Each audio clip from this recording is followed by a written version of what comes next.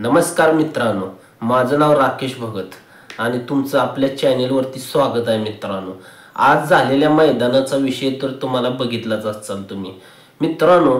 आज झालेल्या मैदानात गट क्रमांक 27 मध्ये आपला बकासूर आणि मथुर ही गाडी कमीत कमी एका कासराच्या फरकाने गाडी आलेली होती मित्रांनो।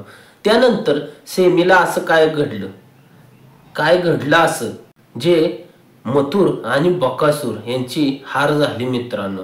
तशी आपण हार म्हणता येत नाही मित्रांनो, कारण 2 नंबरला गाडी सेमी मध्ये आलेली आहे मित्रांनो। त्या गाडीला उत्तर जनांत बक्षीस भेटलेलं आहे मित्रांनो।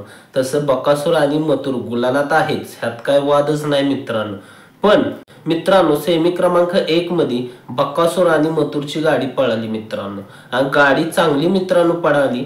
सुट्टीपासून गाडी चांगली पळाली, पण तोंडाला येऊन गाडीची हार झाली मित्रांनो आणि गाडी 2 नंबरला उत्तर जनात बक्षिसात आलेली आहे गाडी मित्रांनो। बकासूर आणि मथुर ही गाडी एवढी टॉपची असून असं का घडलं मित्रांनो?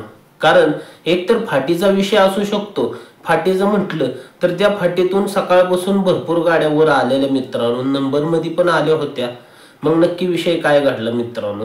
बबलू चाचाने गाडी चांगली मारली नाही असं तर काय म्हणता येत नाही मित्रांनो। बबलू चाचाने बी गाडी चांगली मारली, पण मला एक असा विषय वाटतोय की आजच्या गाडीवर जी आजची आपली बकासूर आणि मथुरची टॉपची गाडी होती मित्रांनो, ह्या गाडीवर आजच्या आपल्याला विठ्ठल नानांची खरंच गरज भासत होती। मला तर असं वाटलं मित्रांनो, विठ्ठल नाना जर आजच्या गाडीवर बसले असते तर मला नाही वाटत की गाडी नंबरात आली नसती, असा विषय तर झाला नसता असं मला वाटतंय मित्रांनो।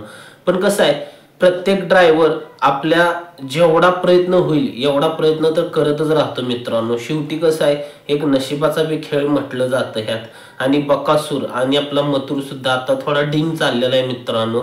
काय विषय घडला हे तुम्ही तर बघितलंच असेल मैदानात मित्रांनो, आणि चांगलं मैदान झालं मित्रांनो हे आजचं। पण मैदानाचा काही विषय नाही मित्रांनो, उत्कृष्ट दर्जाचं मैदान झालं मित्रांनो। पण बकासूर आणि मथुरची आपली 2 नंबरला गाडी आलेली मित्रांनो। तसं विचार केला तर गाडी गुलालातच आहे, ह्यात काय वादच नाही मित्रांनो। गाडी गुलालात असल्यामुळं आपल्याला जास्त बबलू चाचा विषयी बी काय बोलता येत नाही आणि ड्रायव्हरची तशी काही चुकी नव्हती। बबलू चाचाने बी भरपूर प्रयत्न केला गाडी वर न्यायचा, पण तोंडाला येऊन मित्रांनो गाडी मागं पडली। ती पण 1 ते 1.5 फुटाच्या अंतरानं गाडी मागं पडलेली मित्रांनो, असं काही भरपूर गॅपनं गाडी मागं पडली नव्हती। त्यामुळं गाडी चांगली पळाली, विचार केलं तर गाडी चांगली पळाली मित्रांनो आज सुद्धा। पण बकासूर आणि मथुर टॉपची जोडी असताना सुद्धा मित्रांनो ह्या जोडीची गाडी मागं पडली, हेच मला धक्कादायक गोष्ट अशी वाटते मित्रांनो। पण असो, शेवटी नंदी आहेत, मागं पुढं होत राहतं मित्रांनो। व्हिडिओ कशी वाटली कमेंट मध्ये नक्की सांगा मित्रांनो। आपल्या चॅनेलवर नवीन असाल तर चॅनेलला सबस्क्राईब करायला मात्र विसरू नका। धन्यवाद।